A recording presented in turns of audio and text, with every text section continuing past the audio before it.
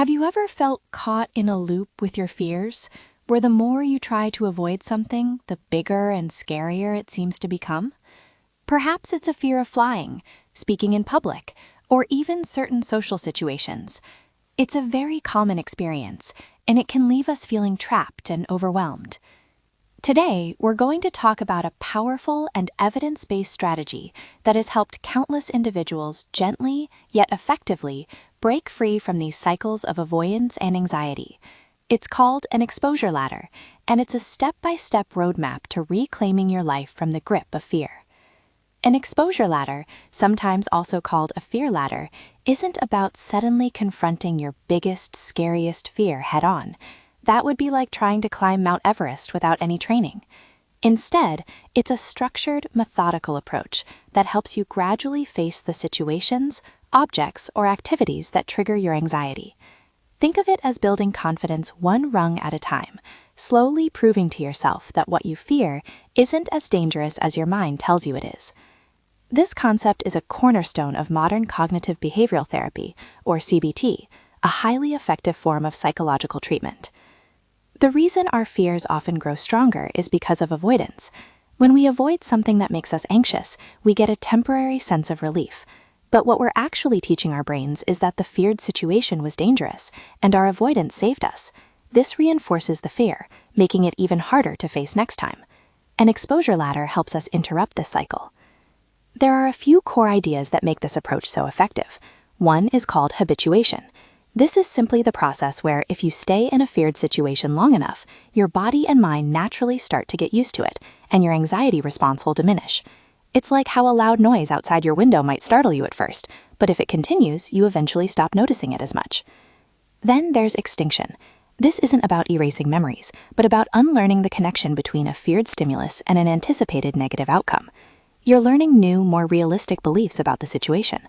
And as you successfully navigate these challenges, you build a powerful sense of self-efficacy, that inner confidence that you can cope with and manage anxiety, even when it arises.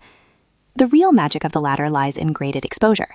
This is the principle of starting small and progressively increasing the intensity or difficulty of your exposure tasks. It's like learning to swim. You start in the shallow end, get comfortable, then move a little deeper, rather than being thrown into the middle of the ocean. And here's a crucial, often challenging component: the absence of safety behaviors. These are actions we take to feel temporarily safer, but which ultimately prevent true habituation. This could be bringing a friend to an event if you have social anxiety, avoiding eye contact, or always having an exit strategy. While these behaviors offer immediate comfort, they whisper to your brain, "See, you needed that safety net because it was dangerous." To truly overcome fear, we need to learn to drop these safety behaviors, allowing ourselves to fully experience and learn from the situation. Now, let's talk about how you can actually build your own exposure ladder, step by step. Step 1. Identify a specific goal or fear. Be very clear about what you want to achieve. Instead of saying, "I want to be less anxious," try something like, "I want to be able to give a presentation to my team without severe panic," or "I want to be able to drive on the highway for 30 minutes comfortably." A specific goal gives you a target to aim for. Step 2. Brainstorm feared situations or stimuli. Think broadly here. List absolutely everything related to your goal that makes you anxious. Include easy things, medium things, and even the most terrifying scenarios. If your goal is to overcome a fear of dogs, your list might include seeing a dog on TV, seeing a dog across the street, being in the same park as a dog, petting a small dog, and so on. Don't filter, just list. Step 3. Rate your fear/anxiety level.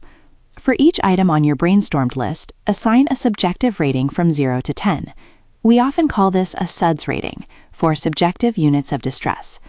0 means absolutely no fear, while 10 means extreme panic or terror. Be honest with yourself.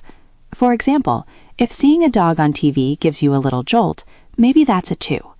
Petting a small dog might be a 7. Being alone in a room with a large dog might be a 10. Step 4.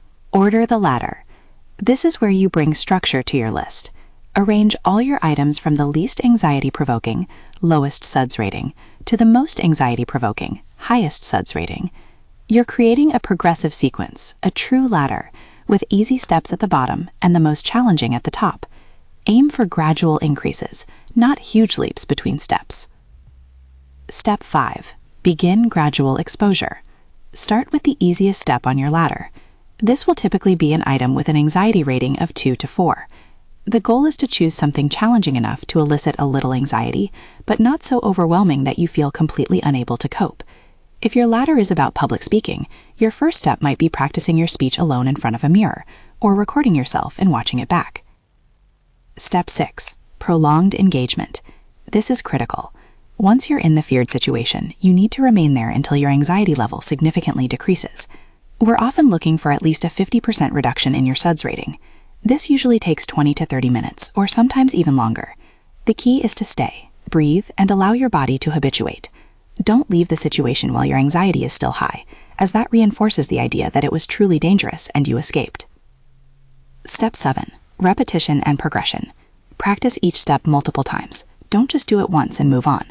Repeat it until you feel a comfortable level of anxiety and your SUDS rating is consistently low, say a 0 or 1, before you even consider moving to the next, slightly more challenging step on your ladder. Patience and consistency are your allies here. Step 8. Tracking progress and celebrating success. Keep a simple log of your exposures. Note down the date, the step you attempted, your anxiety level before and after, and any observations. And don't forget to acknowledge your courage and celebrate every single step of progress you make. Even a small step forward is a victory. While the exposure ladder is incredibly effective, it's important to address some common considerations and challenges. There's often a misconception that exposure therapy is simply about being told to just face your fears. This couldn't be further from the truth. It is a highly structured, nuanced process that is best undertaken with guidance. A significant concern for many is the risk of overwhelm and pacing. Therapists emphasize starting with truly manageable steps and adjusting the pace to prevent distress that could impede progress. This is why the exposure ladder analogy is so apt. You control how many rungs you climb at once. Many people worry about what to do if a panic attack occurs during an exposure exercise. It's important to remember that while panic attacks are incredibly uncomfortable, they are not dangerous. They will always pass, and they do not signify a need to stop the process. Learning to sit with that discomfort is part of building resilience. The instruction to eliminate safety behaviors can be particularly challenging. It's a point of frequent discussion, but it is considered crucial for true habituation and learning. It requires trust in the process and a willingness to be vulnerable. Regarding optimizing practice frequency, research suggests that practicing 3 to 5 times per week is effective for most, with consistency being more important than sporadic daily practice. Little and often is usually better than infrequent long sessions. Finally, sometimes there can be social misunderstanding. Friends or family might not grasp the gradual nature of exposure therapy, sometimes suggesting you should just get over it. It's helpful to remember that they likely mean well, but the process is deeply personal and requires patience. You are undertaking a journey of profound self-discovery and growth. The exposure ladder is a testament to our brain's incredible capacity to learn and unlearn. It's not about becoming fearless, but about learning to respond to fear in a new, healthier way, allowing you to live a fuller life, guided by your values, not your anxieties. Remember, building an exposure ladder is an act of self-compassion and courage. It's about taking small, deliberate steps towards freedom. If you find yourself struggling, please reach out to a qualified mental health professional, such as a clinical psychologist or a licensed therapist who practices cognitive behavioral therapy. They can provide personalized guidance and support on your journey. You have the strength within you to face your fears, one gentle step at a time. Take care of yourselves, and thank you for listening.